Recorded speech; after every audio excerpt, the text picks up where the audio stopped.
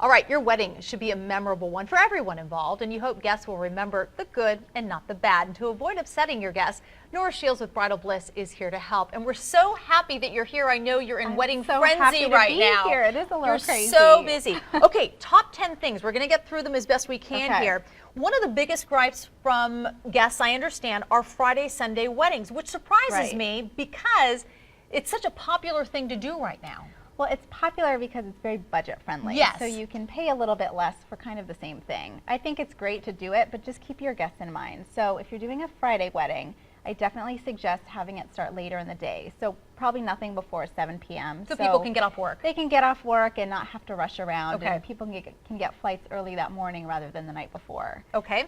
Also, sound and length of the ceremony. Can't hear the bride. This is a big deal because if you're sitting in the back, you want to make sure that you hear everything that's being said. Right. There's nothing worse than going to a wedding and not being able to hear anything. So definitely get amplification either through your venue, through your musicians, DJ, whatever. It's really easy and it's fairly inexpensive. Okay. As a wedding planner, you say a big gripe is the lull between the ceremony and the reception that can take place. This drives me crazy. Explain this to me. So I recently actually attended a wedding and the wedding was at 2 and the reception was at like 6. What? So what do you do between that time, especially if you're from out of town and you have rented a car or whatever and you just don't know the area? So it's really awkward to have the space where you have nothing to do. And a lot of guests will actually go to the reception anyway, which is super awkward because it's not ready, people are rushing around, and it just is havoc. Is this often done because they can't schedule perhaps the wedding venue and the reception together because it's already booked? It's usually because of photos. The couple doesn't want to see each other before, but they want to have time for their photos afterwards. Okay. Or it's a Catholic wedding, and Catholic weddings, almost all of them have to start early because of confession. Gotcha. Okay. Receiving lines and not being greeted at the wedding. I was adamant about this with my husband. I said, put down your food, we're going to greet people. Yeah, but this is a big deal. You want to thank your guests for coming, right? You do. And I'm personally not a huge fan of receiving lines. I think they're rushed and not very personal. So I definitely think you should go around during your reception or cocktail hour and just make an effort to thank everybody, and you're the host, so you need to be gracious. Absolutely. This is interesting. Wedding party dates is a big gripe, not sitting at the head table. Tell me about this. I mean, you're at this beautiful reception, you may have traveled to come to the wedding, and then you're separated from your boyfriend or husband or whatever because they're in the wedding party and you're not. So I always think you should include the dates or the spouses.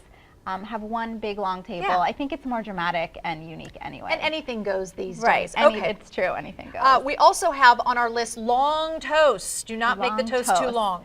So this is the worst. And there's a long toast and it just keeps going on and on. So try to keep it under 5 minutes. Thank the host, introduce yourself, tell a funny story. I always think that helps a lot. Sure. A personal story is always great, but avoid any inside jokes. Any inappropriate language. Don't drink too much before. It's just kind of the basics. But you have no idea how often it happens. I'm sure it does. Another gripe is the slow buffet line. And I think a lot of people, when they get into weddings, they think, oh, I'm going to be in that line forever. But you have a tip to make it go more quickly. So I hate lines, whether it's at the buffet or the bar. So for the buffet, have several buffets. Have them be two-sided. So 4 people can be going at a time and continuously going. So there's no lines, there's no wait. It goes really, really quickly. Good tip. Also, centerpieces, make them so that people can see above the centerpieces and see each other. Right. So the centerpiece should either be below the line of sight or well above. So you can see the person across from the table.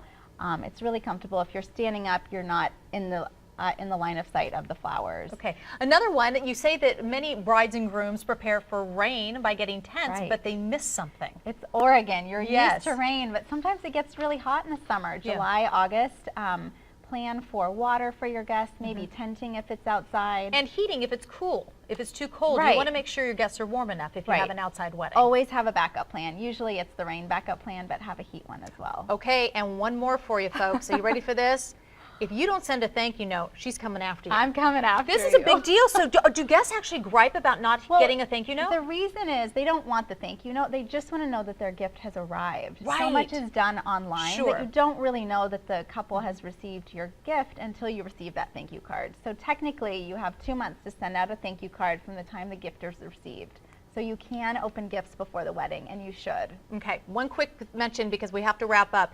If somebody doesn't give a gift, is it still proper to send a thank you note just to thank them for coming to the wedding? It's a good question. I probably wouldn't. Yeah. Okay. Just thought I'd ask. Thought I'd throw that in there. All right. And for more great wedding tips, thank you, Nora. It's always good to see you. You can always log on